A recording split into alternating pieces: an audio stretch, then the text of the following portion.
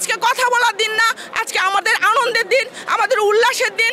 আমরা আনন্দ করব, আমাদের আজকে নতুন করে আবার স্বাধীনতা অর্জন করেছি। মহান স্বাধীনতা দিবস আমাদের আবার নতুন করে এসেছে। শহীদ জিয়া অমর হোক, বাংলাদেশ জিন্দাবাদ, বেগম জিয়া জিন্দাবাদ, তারেক জিয়া জিন্দাবাদ। আজকের দিনটা সারা জীবনের জন্য স্মৃতিময় হয়ে থাকুক।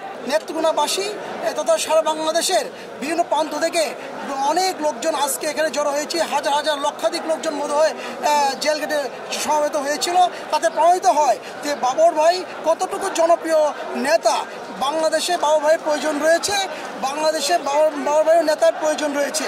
আমরা প্রত্যাশা করি বাবর ভাই যাতে উনি সুস্থ থাকুন, উনি ভালো থাকুন, আল্লাহ ওনাকে সুস্থ রাখুন এবং আগামীতে যে ভোট ব্যালটের মাধ্যমে যদি উনি সংসদে আবার আসতে পারেন এবং সংসদে এসে এবং বাংলাদেশে যাতে উনি আবার স্বরাষ্ট্রমন্ত্রী হিসাবে দায়িত্ব পান সে প্রত্যাশা ব্যক্ত করি আমরা।